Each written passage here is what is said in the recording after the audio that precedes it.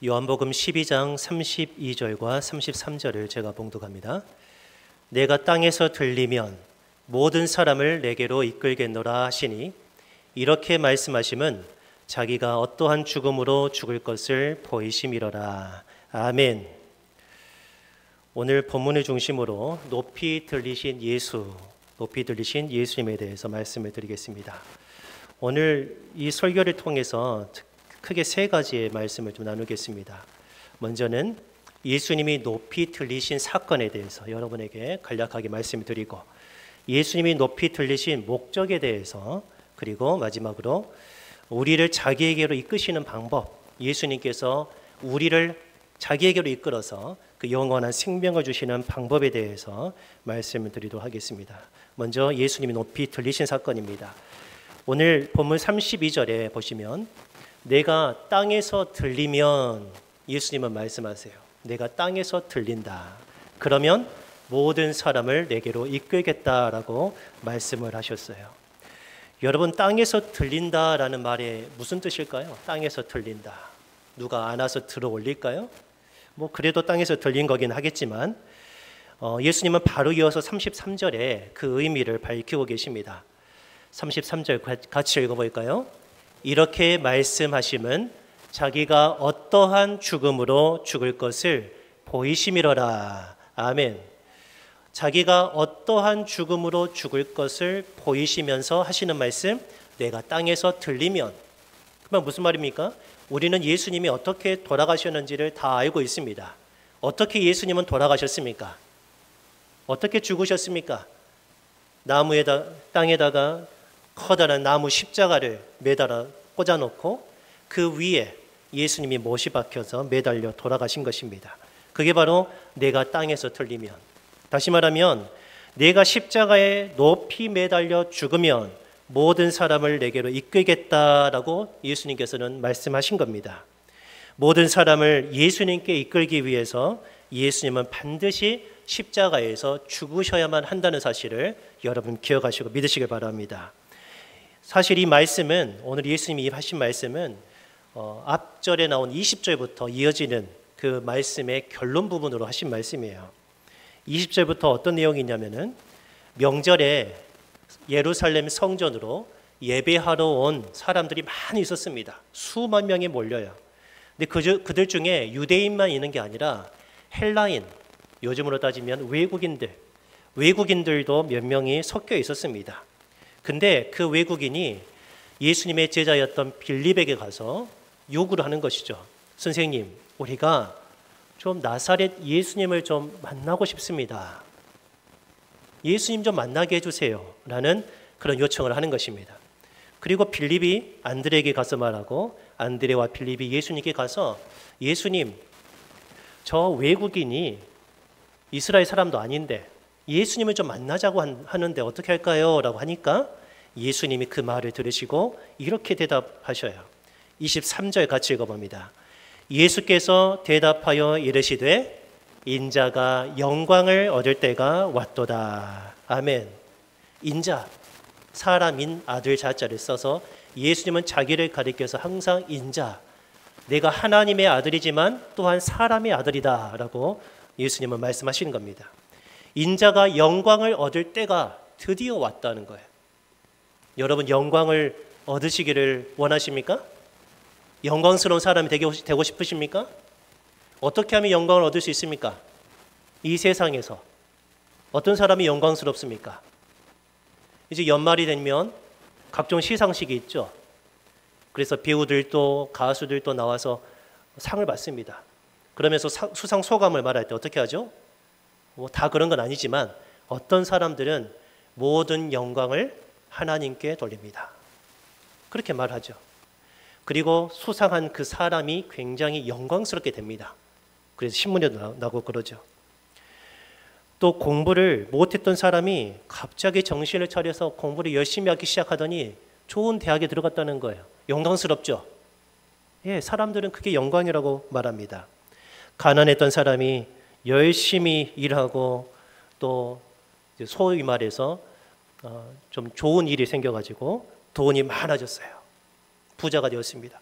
영광스럽죠. 능력을 인정받을 때도 영광을 얻습니다. 야, 당신 없으니까 뭔가 돌아가는 일이 없어 라고 할 때 그 사람이 굉장히 존귀해지고 영광스러워지는 겁니다. 어떤 사람은 죽음의 문턱 앞에서 기적적으로 살아났어요. 영광스러운 일입니다. 때로는 다른 사람을 살렸어요. 그것도 영광스러운 일입니다. 이 세상에서는 영광을 얻는 방법이 참으로 많습니다. 그런데 예수님이 영광을 얻으시는 방법은 이와 정반대입니다. 높아져서 영광을 얻으신 게 아니라 낮아져서, 살아나서 영광을 얻으신 게 아니라 죽으심으로 영광을 얻으신 줄 믿으시기 바랍니다. 24절부터 25절 예수님 하신 말씀이 내가 진실로 진실로 너희에게 이르노니 한 알의 밀이 땅에 떨어져 죽지 아니하면 한 알 그대로 있고 죽으면 많은 열매를 맺느니라. 아멘. 그리고 25절에 자기의 생명을 사랑하는 자는 잃어버릴 것이고 나의 생명을 사랑하는 거예요. 그래서 이 생명을 유지하고 싶은 거예요. 그런 사람은 결국 이를 잃게 될 것이고 이 세상에서 자기의 생명을 미워하는 자는 영생하도록 보존하게 될 것이다 라고 주님은 말씀하세요. 여기에서 예수님이 영광을 얻으시는 방법이 나옵니다. 첫 번째는 죽는 것이죠. 내가 죽음으로써 영광을 얻겠다. 그리고 비슷한 말로 내 생명을 내가 미워하면서 내 자신이 기꺼이 죽음 앞으로 나아가면서 내가 영광을 얻을 것이다. 왜냐하면 그래야만 예수님이 하신 말씀대로 많은 사람들이 살거든요. 밀 하나가 땅에 떨어졌습니다. 속에 심겨졌습니다. 그러면 그 안에서 자기를 깨뜨려야 됩니다. 껍질을 깨뜨려야 돼요. 그리고 거기서 뿌리가 나고 싹이 나고 잎이 나고 줄기가 나는 것이죠. 그래서 많은 열매가 있는 것입니다. 내가 작년에 심었던 씨앗을 그대로 있는가? 그 밑을 파보면 씨앗이 있습니까? 없습니까? 없습니다. 씨앗의 형태는 다 없어져 버리고 죽어버리고 대신 거기에 하나의 채소나 나무가 싹 트는 것이죠. 그래서 많은 열매들을 얻을 수가 있는 것입니다. 흔히 이 구절을 이순신 장군이 했던 말에 빗대서 설명하는 그런 시도가 있습니다. 이순신 장군이 뭐라고 했습니까? 죽고자 하는 자는 살 것이고 살고자 하는 자는 죽을 것이다. 여러분 이 말을 어떻게 이해하십니까? 정말로 죽고자 하는 자는 살고 살고자 하는 죽는다는 말입니까? 그런 의미가 아니죠. 죽을 각오를 하고 싸우자는 뜻 아니겠습니까? 죽으면 그만이죠. 죽으면 어떻게 삽니까? 죽으면 그만이에요. 여기서 이순신이 하는 말은 죽도록 싸우자라는 그런 결연한 의지를 돋우는 것입니다. 그런데 예수님의 말씀은 반드시 내가 죽어야만, 다른 길이 없다는 거예요. 내가 죽어야만 너희가 산다. 다시 말하면 나 죽고 너 살아라 라고 주님은 말씀하신 거예요. 전혀 다른 것입니다. 예수님은 자기의 죽음을 통해서 죄인을 살리고 구원하시는 영광을 얻으시는 줄 믿으시기 바랍니다. 고린도후서 8장 9절에 예수님은 이렇게 바울 사도는 예수님에 대해서 소개합니다.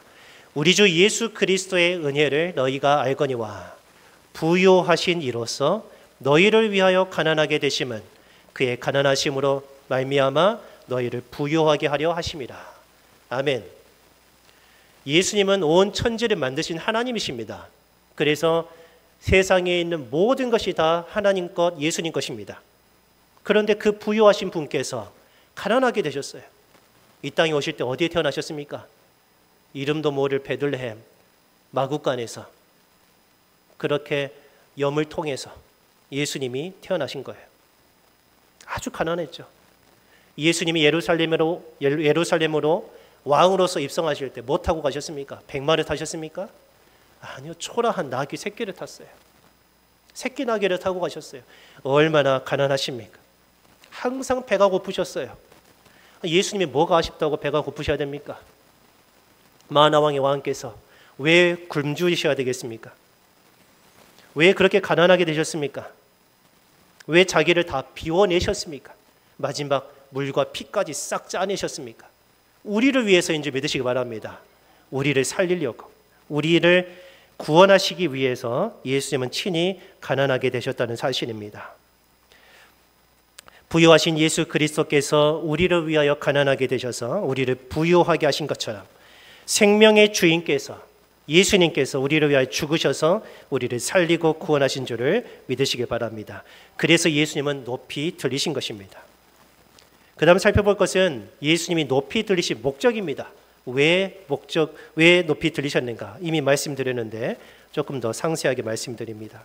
첫 번째 목적은 우리가 지은 죄와 그 죄로 인한 저주가 있습니다. 우리가 하나님 앞에 반역하고 하나님을 미워하고 공경하지 않은 그게 바로 죄인데 그 죄 때문에 우리가 저주를 받는 것입니다. 영원한 형벌도 받습니다.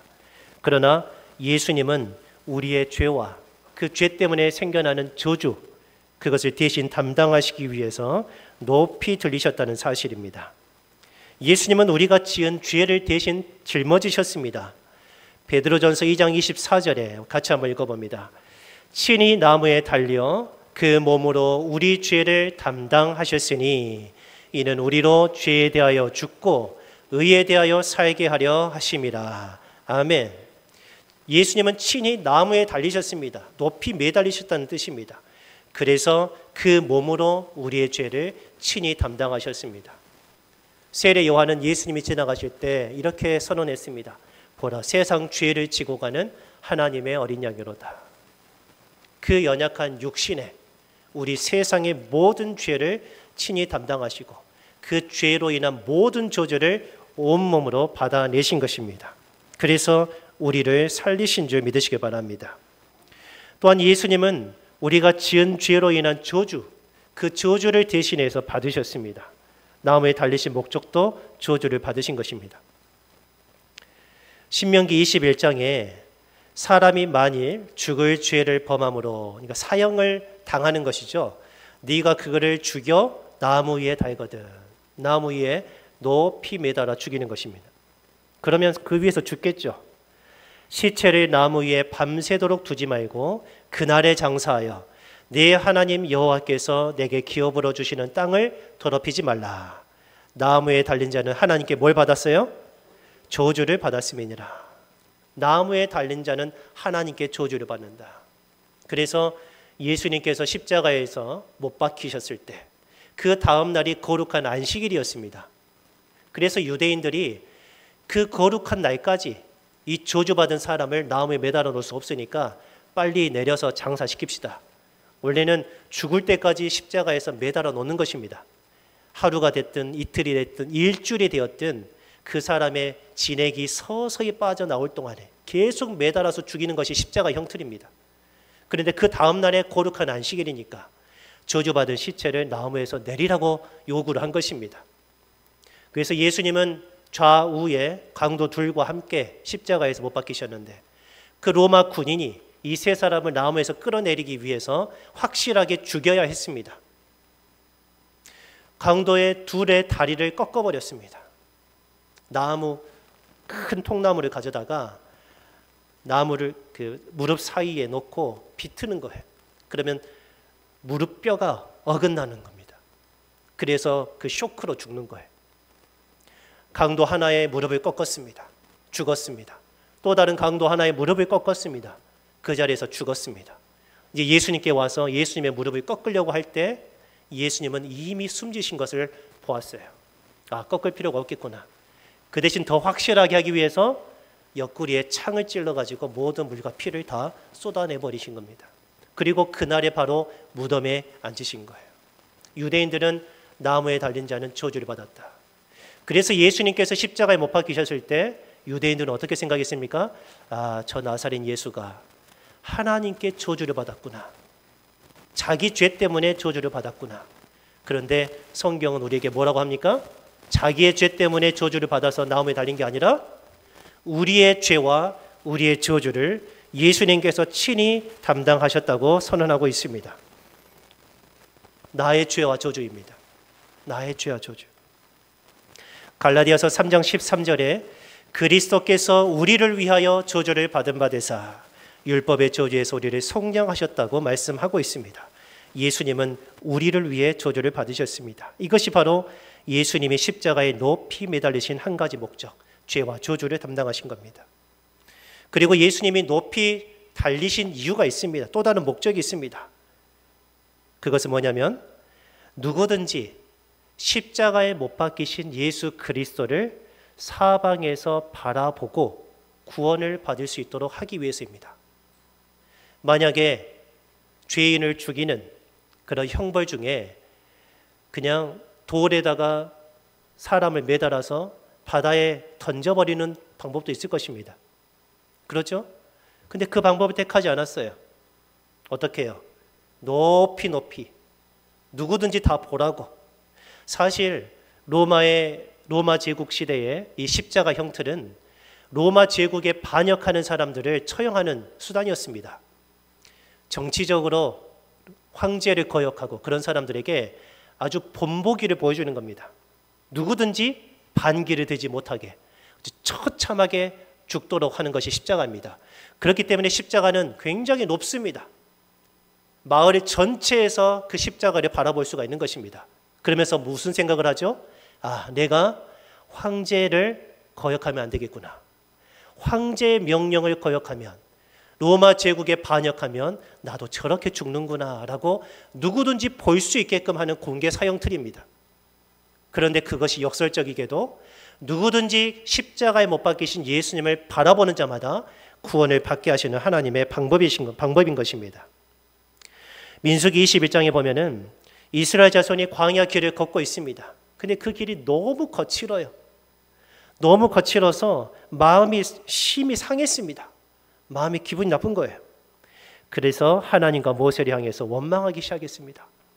왜 우리를 애굽에서 인도해내서 이 광야에서 죽게 하느냐? 하나님을 향해서 삿대질을 했습니다. 그때 하나님은 불뱀들을 보냈습니다. 광야의 독사들입니다. 그 독사가 물리게 되면 온몸에 불붙는 고열에 시달리다가 죽는 것입니다. 그 불뱀들을 보내셔서 원망하는 백성을 물게 하셨습니다. 그래서 수많은 사람이 죽었고 그 독이 퍼져가면서 죽어가고 있습니다. 그러자 이스라엘 자손들이 우리가 잘못했습니다 라고 말하고 하나님이 불뱀에 물려 죽어가던 자들이 살 수 있는 방법을 모세에게 알려주셨습니다. 그 방법이 뭐냐면은 자기를 물었던 그 불뱀의 모양을 구리로 만들어서 뱀의 모양을 만들어서 장대 높이 매다는 것입니다. 그 하나님이 정하신 방법입니다. 민수기 21장 8절에 여호와께서 모세에게 이르시되 불뱀을 만들어 장대 위에 매달아라. 나무 위에 매달라는 뜻이죠. 물린 자마다 그것을 보면 살리라. 아멘. 물린 자마다 하나님께 반역하고 죽어가는 그 사람마다 장대 위에 매달린 불뱀을 쳐다보면 살리라 라고 말씀하신 것입니다.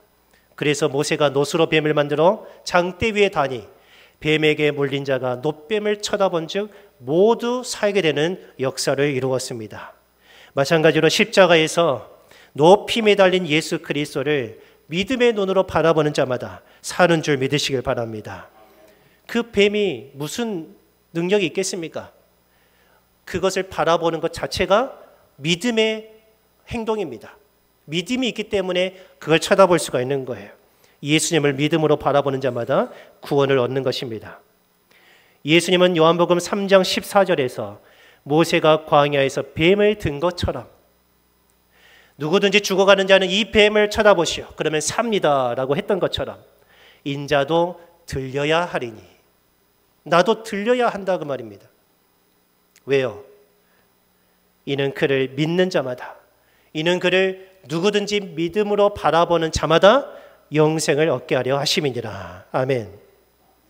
예수님이 십자가에 높이 매달리신 것은 그저 우연히 일어난 사건이 아닙니다.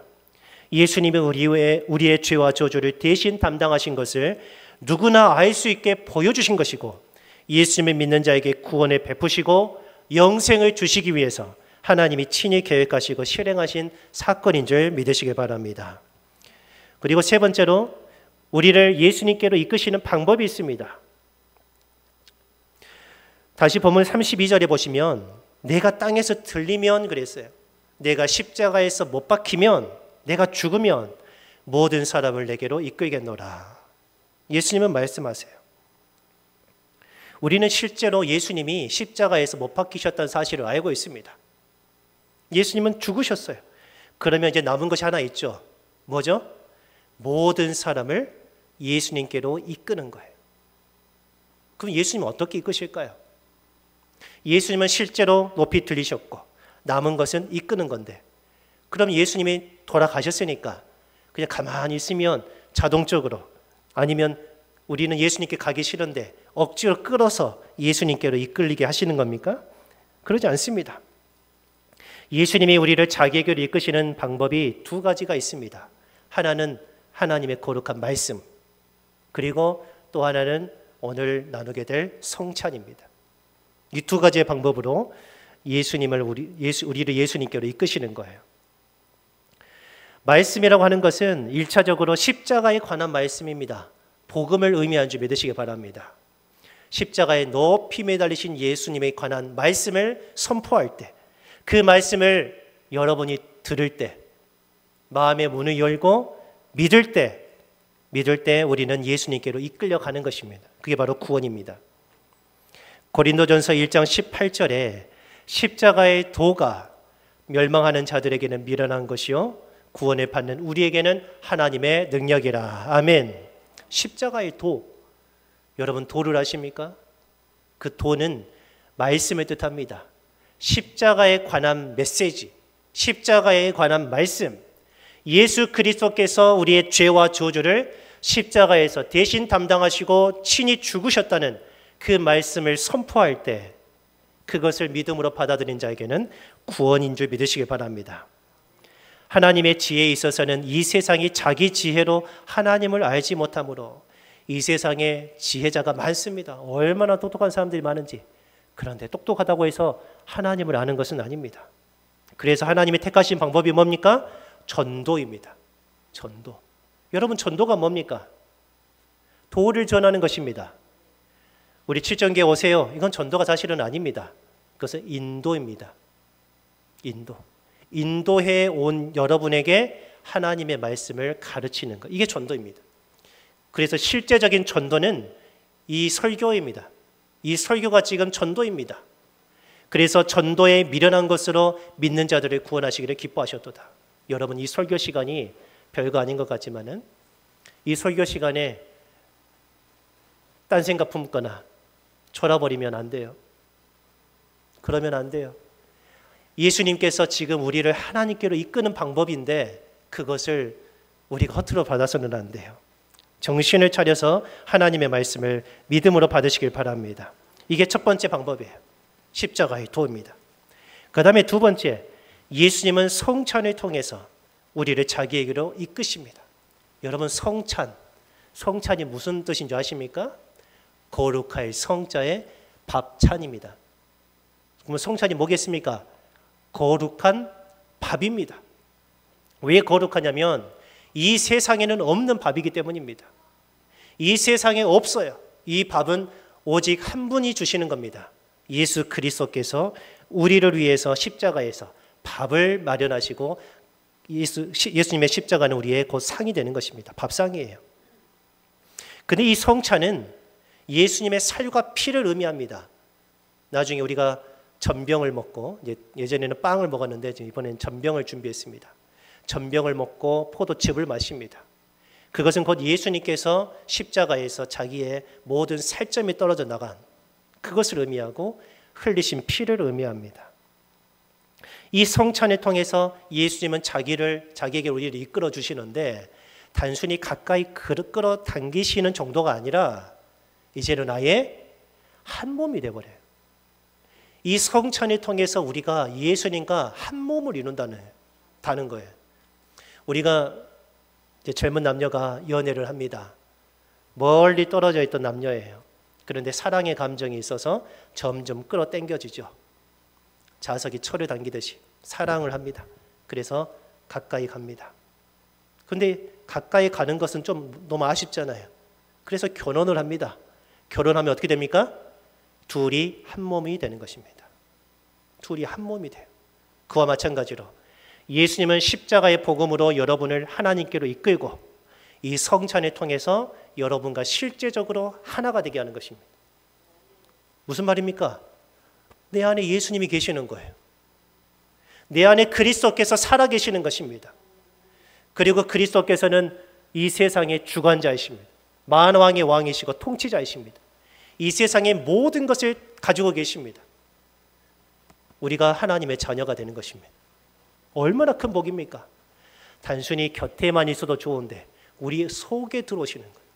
그래서 예수님은 성찬, 마지막 만찬을 하시면서 이 떡을 받아 먹어라 하신 거예요. 왜요? 먹으면, 자, 또 마셔라 그랬어요. 마시면 어떻게 되죠? 지금 이 물은 저의 밖에 있습니다. 제 몸 밖에 있어요. 근데 먹으면 어떻게 되죠? 마시면 안으로 들어와서 저의 몸이 되어버립니다. 하나가 되는 거예요. 그래서 예수님은 먹어라 하신 거예요. 내가 너희와 하나가 되고 싶다. 내 생명을 너에게 주고 싶다. 예수 그리스도 안에 있는 이 생명을 여러분에게 주시고자 하는 것입니다.